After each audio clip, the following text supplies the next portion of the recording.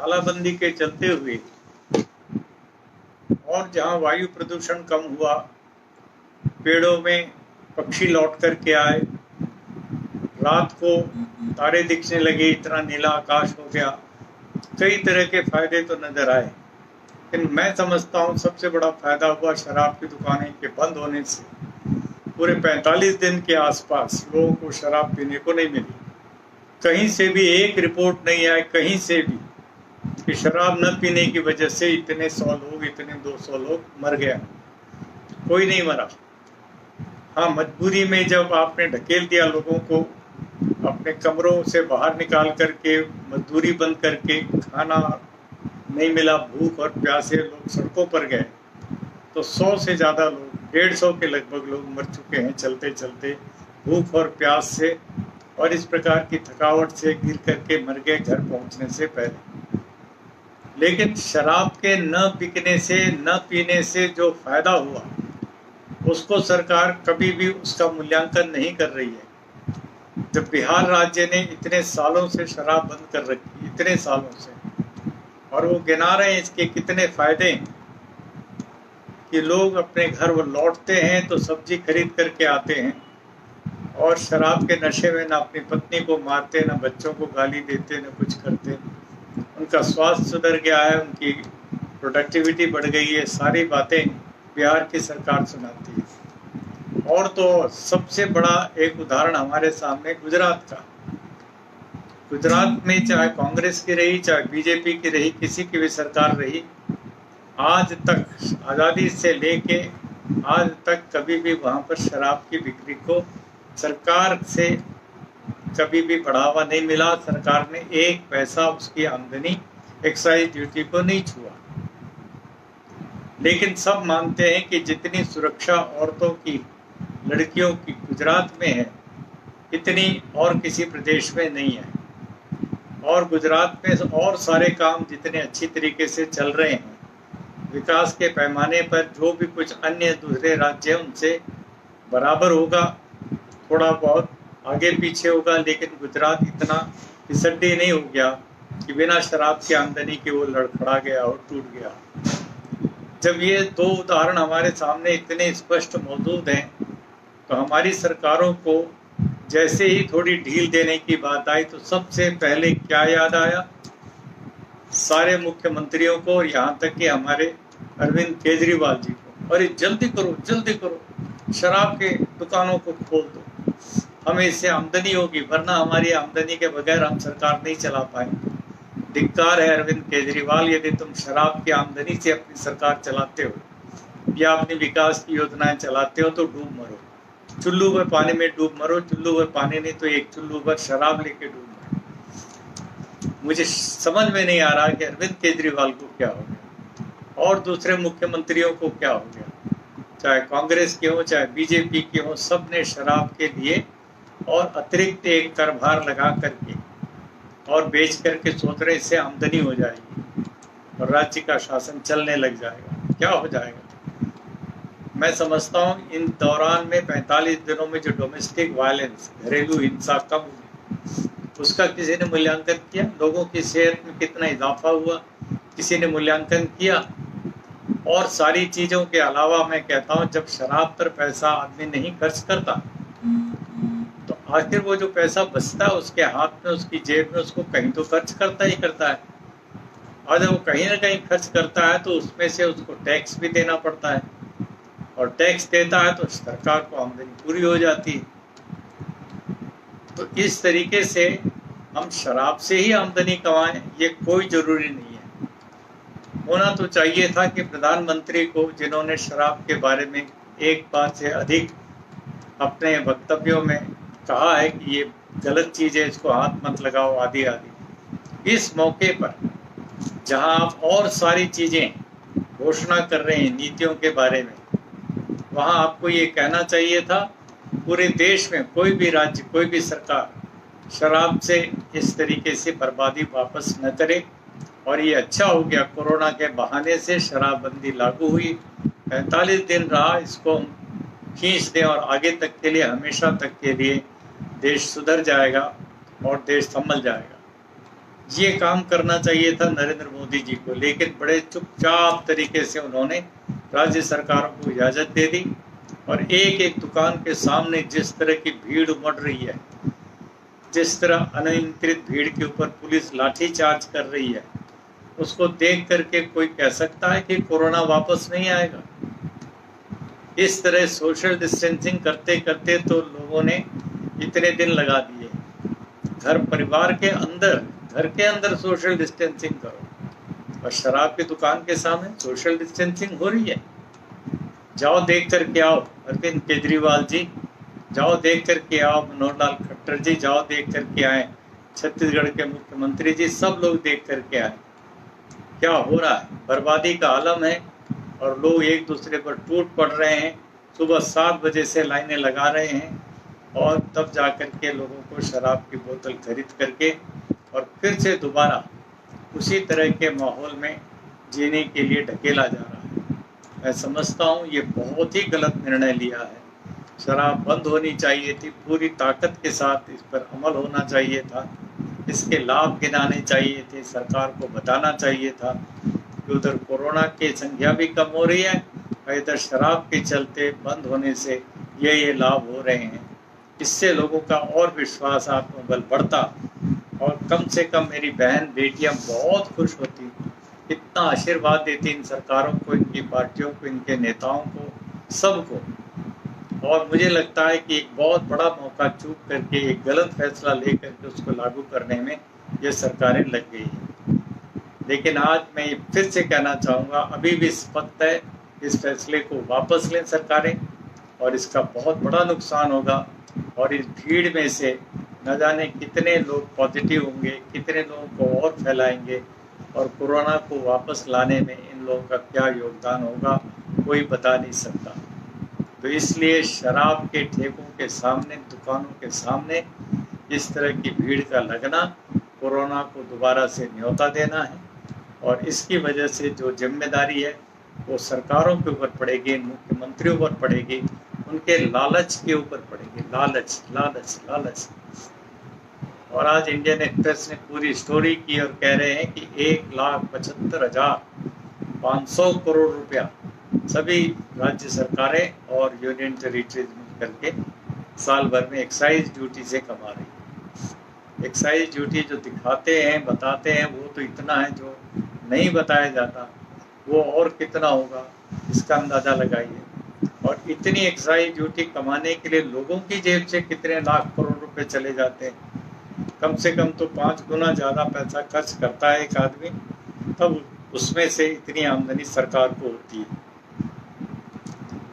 तो 5 लाख, 6 लाख, 7 लाख करोड़ रुपया लोगों की जेब में बचेगा, तो पूरा का पूरा छोटे छोटे उद्योग कह लो और छोटे छोटे काम कह लो कितनी तेज़ी से बढ़ेंगे, और सरकार को फ़ायदा ही फ़ायदा होगा आगे आने वाले दिनों में। लेकिन ये सब आंकड़े भूल करके शराब की थोड़ी सी आमदनी, केजरीवाल जी कह रहे हैं मुझे 500 करोड़ रुपया महीने का मिलता है। लानत है इसको आमदनी कहना। जिस आमदनी के लिए आपको नुकसान करना पड़े अपनी जनता का, अपने गरीब से गरीब लोगों का, उसको आप आमदनी बताएं राज्य के लिए। ऐसी सरकार जनता की दुश्मन सरकार है, जनता के हित की सरकार नहीं हो सकती।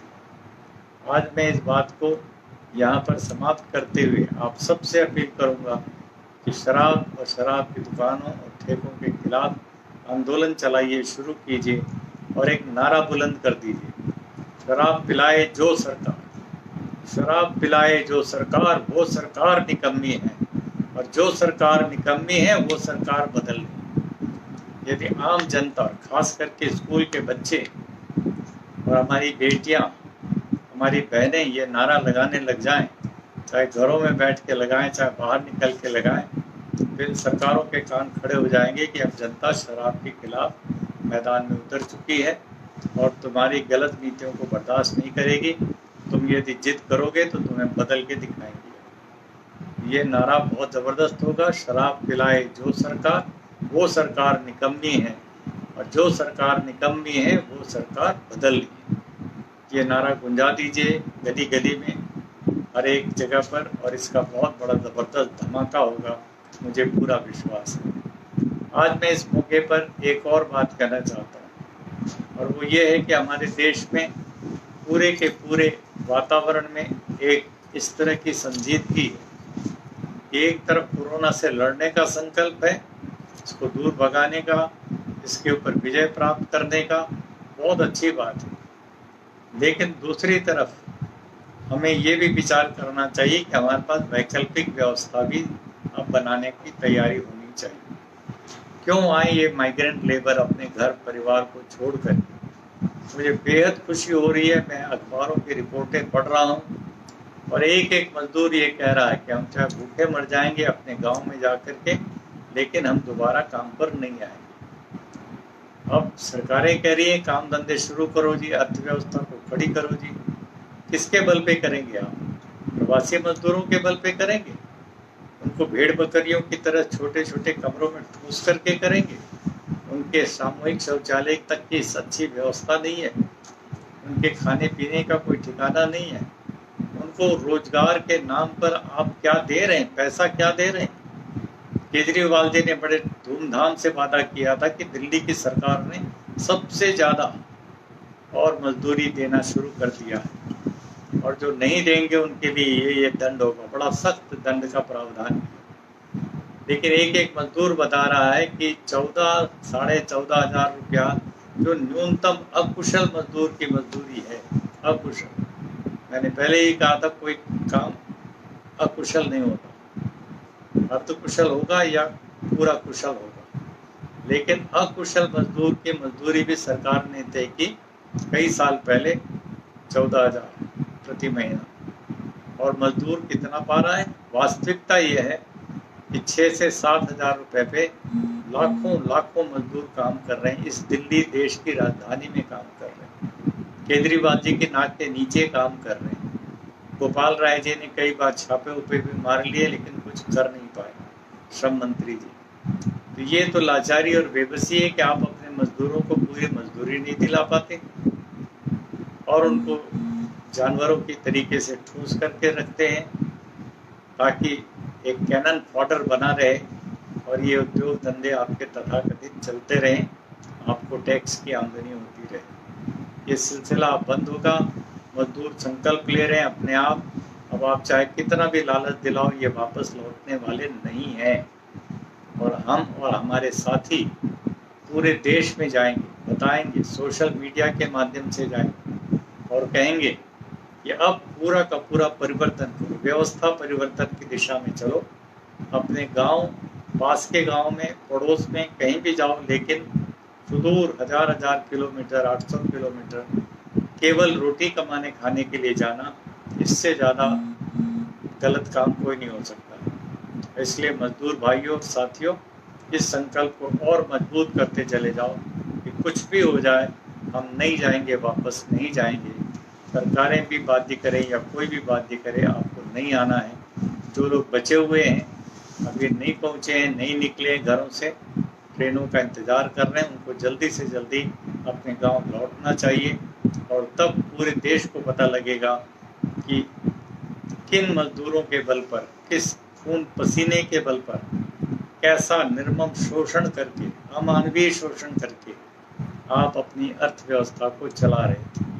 50 करोड़ असंगठित क्षेत्र के मजदूर 60% योगदान कर रहे थे आपके जीडीपी में, 60%। और हम चिल्ला चिल्ला करके बोल रहे हैं पिछले 40 सालों से कि ये बंधुआ मजदूर है, ये गुलाम है, ये गुलामगिरी करने के लिए मजबूर है, क्योंकि इनको न्यूनतम मजदूरी नहीं मिलती, इनको काम का अधिकार नहीं है।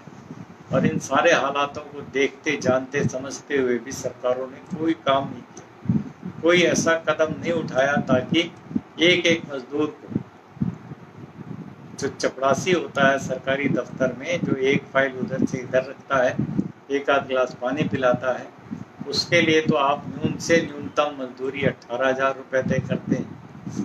8 घंटे की नौकरी करता है, 30 साल की पक्की नौकरी होती है उसकी।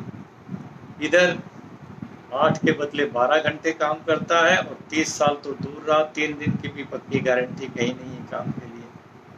और उसके बावजूद भी जिसको 18,000 रुपये सरकार न्यूनतम देती है, उसके भत्ते जोड़ करके कम से कम उसको 25-26 हज़ार रुपये पड़ जाते हैं। और इस बेचारे को 5 से 7, अधिक से अधिक हुआ तो 8,000 इतने पर काम करना पड़ रहा है। सारा देश भरा पड़ा हुआ है इस प्रकार के मजदूरों से। और ये बाहर के मजदूर इसीलिए बुलाए जाते हैं ताकि ये कोई भी इस तरह का काम न कर सके, खड़े होकर के अपनी मजदूरी की मांग को लेकर, जब कोई इनका उत्पीड़न हो रहा हो उसके खिलाफ लड़ने का ये मादा न पैदा कर सके। इसलिए ये जो प्रवासी मजदूर का पूरा सिलसिला है ये बंद होना चाहिए।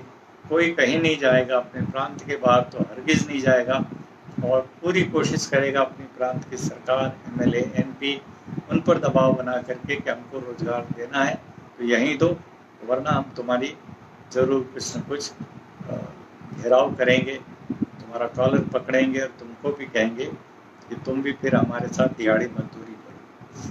तुम तो मौज करते हो और बड़े आराम से रहते हो, एक दिन का भत्ता बनता है तुम्हारा, और तुम्हें कुछ नहीं पता कि हमारे साथ क्या हो रहा है। ऐसी हालत में मजदूरों को संगठित होकर के संघर्ष करने का बहुत बड़ा मौका है। और जिस दिन 50 करोड़ मजदूर संगठित होना शुरू कर देंगे उस दिन देश की अर्थव्यवस्था भी बदलेगी, समाज व्यवस्था भी बदलेगी। क्योंकि ज़्यादातर लोग ये दलित हैं, आदिवासी हैं, पिछड़ों में अति पिछड़े हैं, महिलाएं हैं, ये सब के सब जिस दिन संगठित होना शुरू कर देंगे, माइनॉरिटीज़ के लोग, ये सब उसी दिन से पता लगेगा। इनके बल पर, इनकी पीठ पर लोग गुलछर्रे उड़ा रहे थे, ये शहरी लोग, अमीरजादे और ये शहजादे कितना ऐशो आराम में खर्च करते थे अपना पैसा, मजदूर को मजदूरी देने के लिए मोल भाव करते हैं। तो ये सारा सिलसिला बंद तभी होगा जब मजदूर खुद संगठित होना शुरू करें। 50 करोड़ मजदूर शुरू कर दें आज से, अभी से संगठित होना, और इस संकल्प के साथ कि चाहे कुछ भी हो जाए हम वापस काम पर नहीं जाएंगे। धन्यवाद, आज के लिए इतना ही, और इसको खूब बढ़ाइए, खूब फैलाइए, इस विचार को जितना फैला सकते हैं ताकि पूरे देश में इसकी लहर चले और लोगों को समझ में आए। अगर आपने अभी तक हमारा चैनल सब्सक्राइब नहीं किया है तो सब्सक्राइब करें और घंटी का बटन बिल्कुल भी दबाना ना भूलें ताकि सभी लेटेस्ट खबरें पहुंच सकें आप पे सबसे पहले।